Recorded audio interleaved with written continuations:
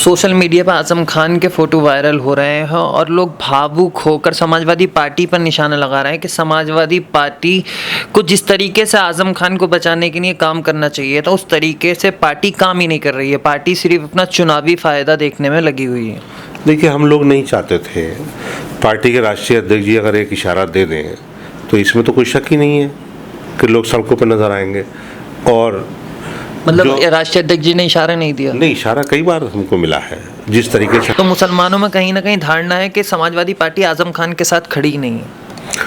देखिए, ऐसा है, बहुत सी चीज़ें दिखाई देती हैं और बहुत सी बातें ऐसी हैं जो दिखाई नहीं देती और उन पर काम किया जाता है।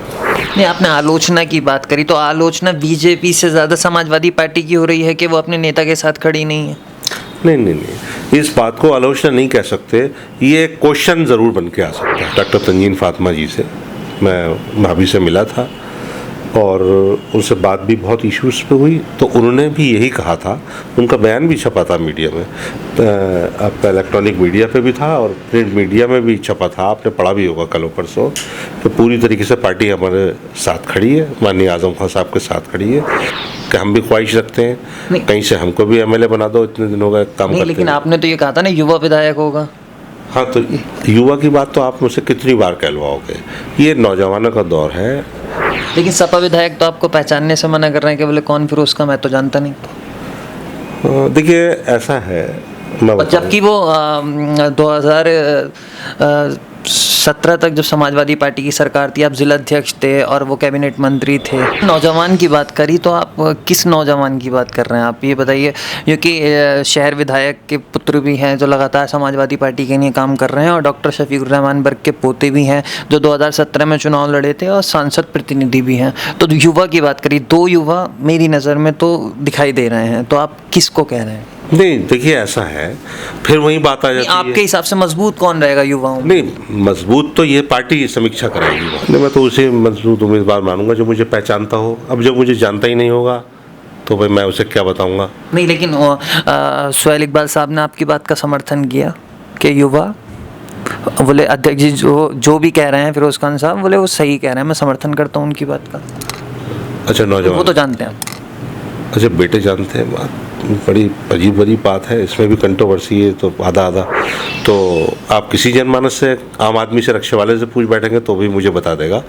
लेकिन हो सकता है कहीं ना कहीं ऐसी बात हो तो मैं इसमें सुधार करूँगा कि वो मुझे विधायक बनने के बाद में और लोग भी आके कैसे पहचानेंगे। ये मुझे नसीहत हुई इस बात से कि इतना करने के बाद में भी लोग मुझे नहीं पहचानते। हाँ, लेकिन संभल से जो है मेरी अभी भी बात यही है और जनता चाहती भी है कि बदलाव हो तो नौजवान ही आएगा और नौजवान को जनता। मेरी उनसे बात हुई तो उन्होंने ये कहा कि संभल विधानसभा सीट से मैं ही चुनाव लड़ूंगा, और कौन लड़ेगा? अखिलेश यादव जी अगर आपसे युवा का ही नाम मांगेंगे और आपको दो नाम सजेस्ट करेंगे, एक सांसद प्रतिनिधि हो एक विधायक प्रतिनिधि हो, तो आप किसका नाम अध्यक्ष जी को मजबूत दावेदारी में पेश करेंगे? देखिए, मैं अब मेरा अभियान शुरू होने वाला है 1 अगस्त से। 9 साल और राष्ट्रीय अध्यक्ष जी के साथ कई मीटिंगों में भी गया हो, साथ रहा भी हो।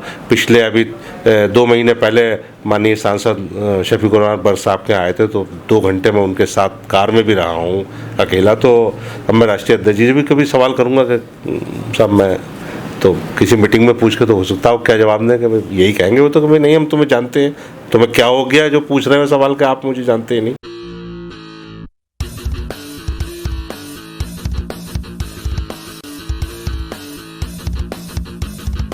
नमस्कार, आदाब, आप देख रहे हैं द हल्ला बोल। उत्तर प्रदेश में अगले साल विधानसभा चुनाव होने वाले हैं। इसमें मुख्य विपक्षी दल समाजवादी पार्टी में सबसे ज़्यादा चर्चा हो रही है आजम खान की। आजम खान को लेकर तरह तरह की बातें की जा रही हैं। सीतापुर जेल में बंद आजम खान की तबीयत एक बार फिर अचानक बिगड़ गई, जिसको देखने समाजवादी पार्टी के राष्ट्रीय अध्यक्ष अखिलेश यादव भी लखनऊ के मेदांता हॉस्पिटल पहुंचे। आजम खान एक मुस्लिमवादी नेता है जिसको लेकर कहा जाता है कि मुसलमानों का वोट समाजवादी पार्टी की तरफ जाता है। इसी पर आज बात करने के लिए मेरे साथ मौजूद हैं आजम खान साहब के सबसे करीबी नेता, संभल से समाजवादी पार्टी के पूर्व जिला अध्यक्ष फिरोज खान साहब। सर, स्वागत है आपका। हल्ला बोल। शुक्रिया। सबसे पहला सवाल मेरा यही है कि आज़म खान को लेकर समाजवादी पार्टी को जिस तरीके से प्रदर्शन करना चाहिए था, जिस तरीके से उनको बचाने के लिए काम करना चाहिए था, पार्टी उस तरीके से काम नहीं कर पा रही है। तो मुसलमानों में कहीं ना कहीं धारणा है कि समाजवादी पार्टी आज़म खान के साथ खड़ी नहीं है। देखिए, ऐसा है, बहुत सी चीज़ें दिखाई देती हैं और बहुत सी बातें ऐसी हैं जो दिखाई नहीं देती और उन पर काम किया जाता है। जहाँ तक आपने जो सवाल किया, तो इसका जवाब भी मैं इसी तरीके से आपको दूंगा। इसमें तो कोई शक ही नहीं है, आज़म खान साहब प्रदेश नहीं देश के नेता हैं। और देश के नेता इसलिए हैं कि उसका सबब आज की तारीख में जो आज वो जेल में है, ऐसे मामलों में जेल में है, और जिस पार्टी ने उनको जेल भेजा है उसकी चर्चा इंटरनेशनल लेवल पे हो रही है। रीज़न क्या है? क्योंकि उन्होंने हमेशा, एक तो पहला तो काम उन्होंने जो किया है वो ऐसा काम किया है, ऐसा इदारा जो मौलाना मोहम्मद अली जौहर यूनिवर्सिटी का नाम कोई छोटा मोटा नाम नहीं है, जो उन्होंने ये नाम और उत्तर प्रदेश के एक जनपद रामपुर में दिया। आज की तारीख में भारतीय जनता पार्टी, मैं ये मानता हूँ, जैसा कि चर्चा है, जिस बात का आपने सवाल किया है उससे ज़्यादा चर्चा इस बात की है जो उन्होंने अपने बयान में और अपनी तकरीरों में भी कहा, आपने सुना भी होगा। आज़म खान साहब की तकरीरें मामूली नहीं होती, उनको लोग सुना करते हैं फुर्सत के लम्हों में, जब घर में होते हैं, ऑफिस में होते हैं, लोग उदाहरण देते हैं, चर्चा होती है, तो उनकी तकरीरें, स्पीच जो होती हैं, उसके पीछे एक मकसद होता है, जागरूक करना होता है। और उन्होंने जो बच्चों को हाथ में कलम देने का काम किया है, जो आज उस कलम देने के काम के एवज़ में जो सज़ा वो भुगत रहे हैं, उसकी इंटरनेशनल लेवल पे आलोचना हो रही है। ये आपको भी मालूम होगा, हो सकता है कि मेरे बताने से भी और लोगों को पता चल रहा हो आपके चैनल के माध्यम से, कि आज कितनी बड़ी आलोचना उन लोगों की हो रही है कि जिन लोगों ने तालीमी इदारे, शिक्षा के मंदिर को बनाने के बाद, रामपुर को खूबसूरत बनाने के बाद, प्रदेश में माइनॉरिटी नहीं, खाली आपने कहा मुसलमानों की बात में, ऐसा नहीं है, उनके लिए एक नज़ीर ऐसी है, और कुंभ का मेला एक ऐसी नज़ीर है जिसकी तारीफ़ इंटरनेशनल लेवल पे हुई थी कि कुंभ के मेले में ऐसी व्यवस्था, जो वहाँ के संतों ने, हमारे साधु संतों ने तारीफ़ तक की कि समाजवादी सरकार में ऐसी व्यवस्था की गई थी, इसके इंचार्ज पूरी तरीके से आज़म खान साहब थे, उसकी तारीफ़ इंटरनेशनल लेवल पे हुई थी। तो वो सबके नेता हैं, सारे धर्म जातियों को मानने वाले नेता हैं, इसलिए आज बदले की भावना से वो जेल में है। नहीं, आपने आलोचना की बात करी, तो आलोचना बीजेपी से ज़्यादा समाजवादी पार्टी की हो रही है कि वो अपने नेता के साथ खड़ी नहीं है। नहीं, इस बात को आलोचना नहीं कह सकते, ये क्वेश्चन ज़रूर बन के आ सकता है, आलोचना नहीं कह सकते। इसलिए नहीं कह सकते कि आज़म खान साहब, मैं ये भी बता दूं आपको कि जब से समाजवादी पार्टी बनी है, ये तो राष्ट्रीय अध्यक्ष जी भी कह चुके, कई बार कह चुके हैं कि आज़म खान साहब पार्टी के संस्थापक हैं। जब से समाजवादी पार्टी की स्थापना हुई सन 92 से, जब से आज़म खान साहब माननीय नेताजी के साथ खड़े हैं, उसी वक्त से तो आज़म खान साहब की बनाई हुई समाजवादी पार्टी है। और जहाँ समाजवादी पार्टी जिस बनाने वाले के सबको मालूम हो किसने बनाई है, तो उसमें लोग आलोचना कर ही नहीं सकते, इसलिए क्योंकि हमारे अंदर, हमारी पार्टी में कोई भेदभाव नहीं है, समाजवादी पार्टी सबकी पार्टी है। ये कहना वक्ती तौर पे इस वक्त, क्योंकि चुनाव नज़दीक आ गया है, मैं खूब समझ रहा हूँ इस बात को कि जो फ़िरके परस्त ताकतें हैं वो ये चाहती हैं कि छोटे छोटे दल आने के बाद में उनके दिमागों में ये बात डाली जाए कि समाजवादी पार्टी आज़म खान साहब के साथ नहीं खड़ी, और मुसलमान उससे क्वेश्चन कर रहा है ये कि आज़म खान साहब के साथ समाजवादी पार्टी क्यों नहीं खड़ी। ये लोग जो छोटे छोटे दल हैं जिनको किसी के इशारे पर काम करने का मौका मिल रहा है, ये वो लोग अफवाह फैलाने का काम कर रहे हैं। नहीं तो समाजवादी पार्टी का एक एक कार्यकर्ता, एक एक सिपाही और पार्टी पूरी तरीके से आज़म खान साहब के साथ खड़ी है। राष्ट्रीय अध्यक्ष जी हमारे पहले दिन से शुरुआती दौर से ही पूरी तरीके से निगाह रखे हुए हैं हर मामले में, और पूरी कोशिश हम लोग कर रहे हैं कि आज़म खान साहब को न्याय मिले।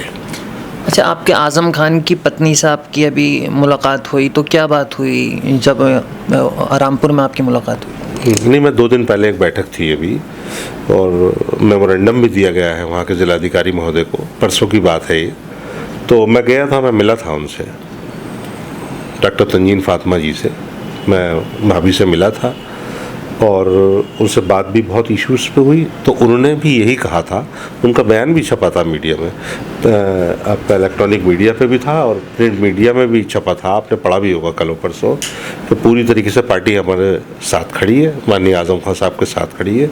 एक एक कार्यकर्ता, मैंने भी उन्हें आश्वस्त किया था, पूरा आश्वासन दिया था कि हम लोग पूरी तरीके से संभल के हों, चाहे मुरादाबाद पूरा मंडल हो या कहीं के भी हों पूरे प्रदेश में, माननीय आज़म खान साहब के साथ एक एक कार्यकर्ता आज भी खड़ा है।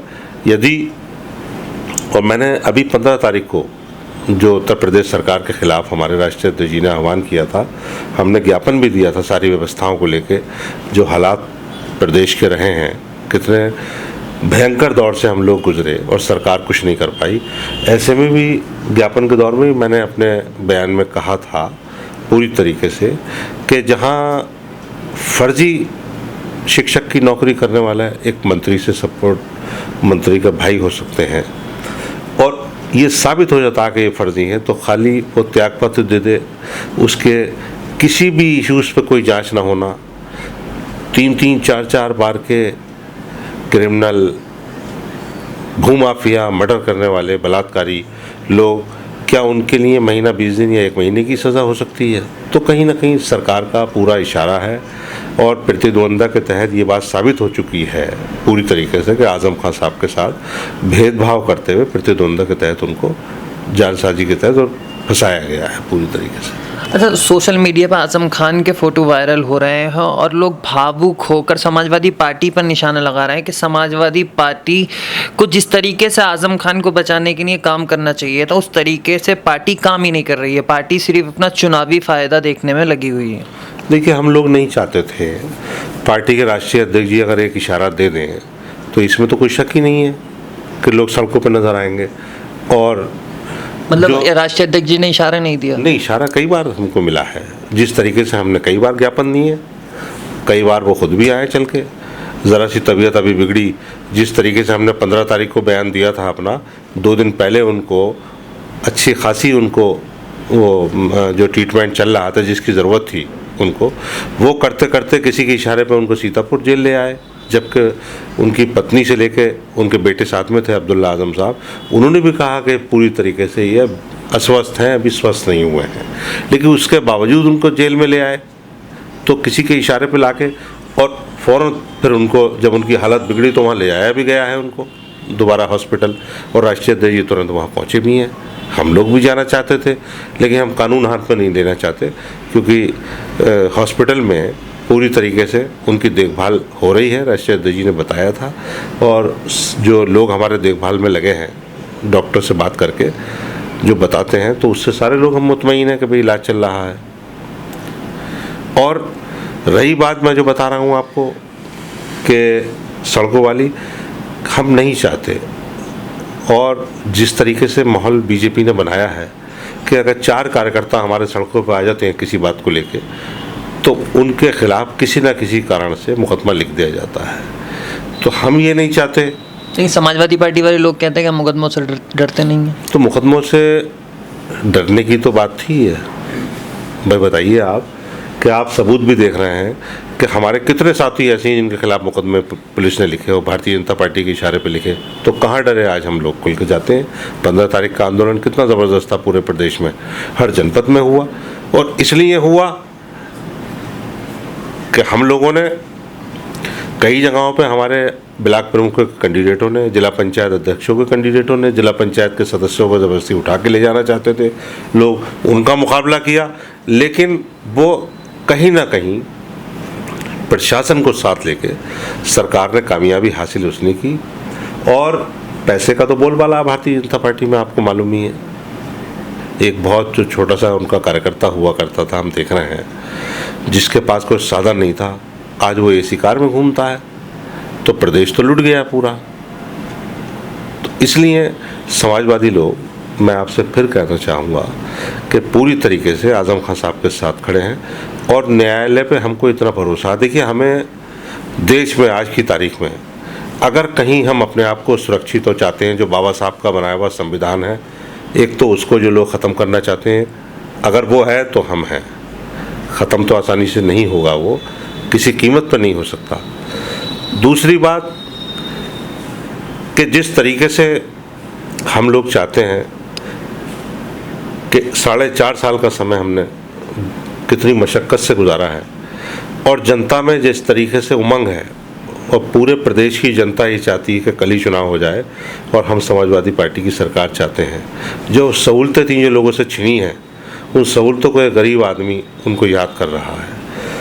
तो जितने भी लोग हैं ये बहकाने वाले कि आज़म खान साहब का इशू ले लें या किसी और को हमारे बीच में लाके हमको बांटने का प्रयास किया जा रहा हो, तो वो किसी का कोई ढकोसला चलने वाला नहीं है। जनता पूरी तरीके से तैयार है और जनता ने ये तय कर लिया है कि इस बार 2022 में मुख्यमंत्री अखिलेश यादव जी को ही हम लोग देखेंगे। अच्छा, आपकी आज़म खान को लेकर अखिलेश यादव से बात हुई?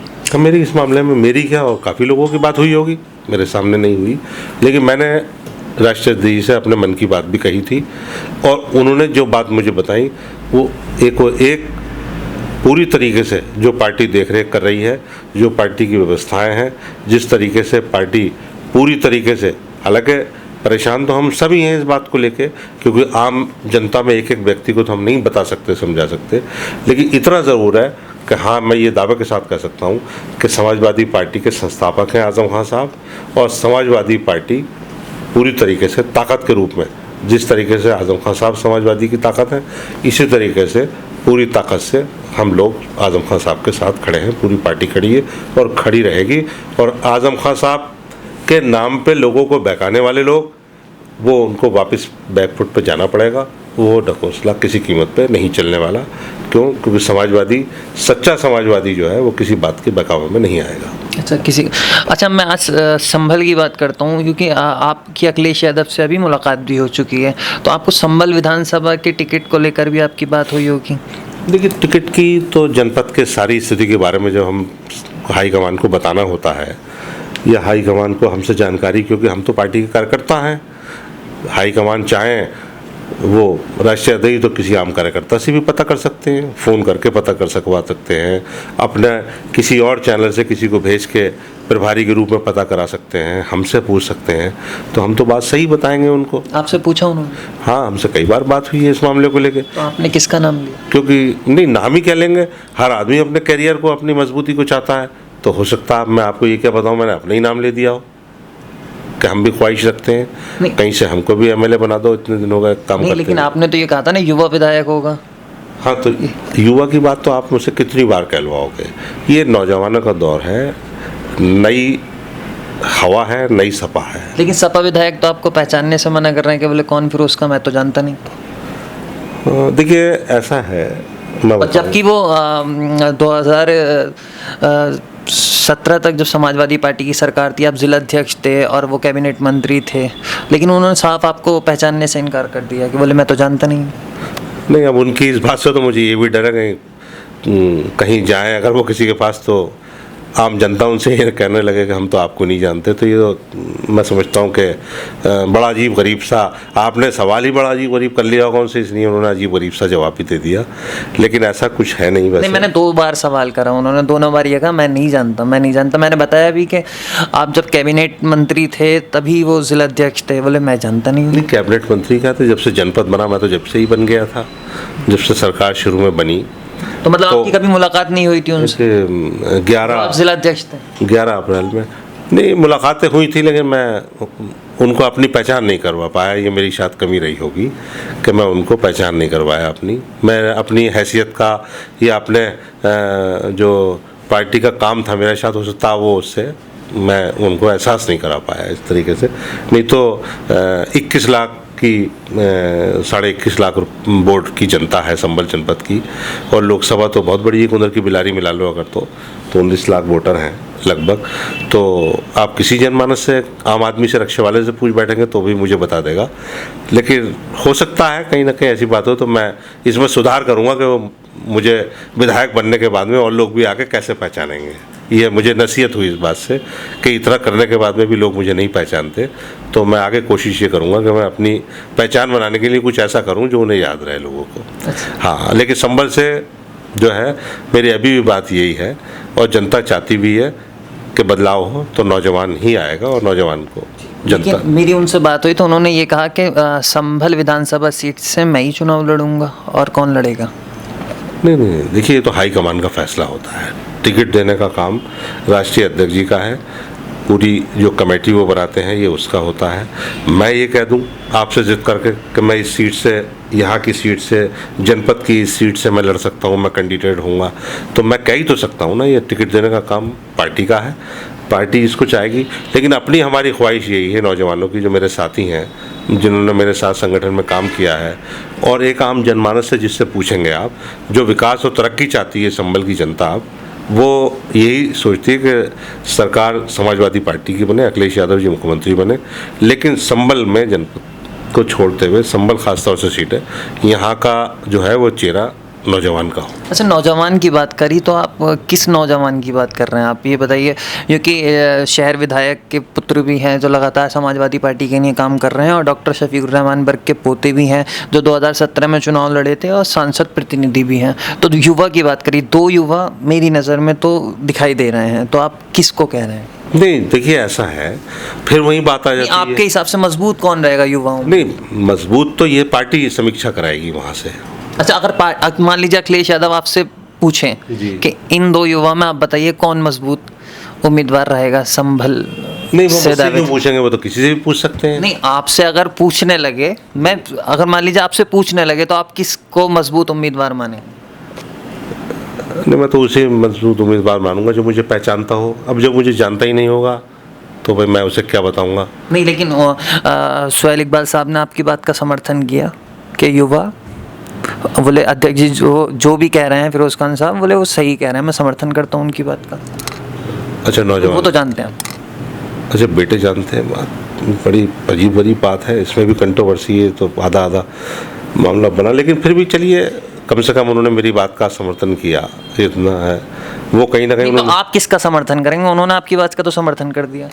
नहीं, मैं तो देखिए समर्थन मैं फिर आपसे दोहरा रहा हूँ कि आपने देखा होगा टिकट मांगने वाले बहुत लोग होते हैं, लेकिन ये समीक्षा के बाद में राष्ट्रीय अध्यक्ष जी का फैसला होता है कि किसको टिकट दें। नहीं, अखिलेश यादव जी अगर आपसे युवा का ही नाम मांगेंगे और आपको 2 नाम सजेस्ट करेंगे, एक सांसद प्रतिनिधि हो, एक विधायक प्रतिनिधि हो, तो आप किसका नाम अध्यक्ष जी को मजबूत दावेदारी में पेश करेंगे? देखिए, मैं अब मेरा अभियान शुरू होने वाला है 1 अगस्त से।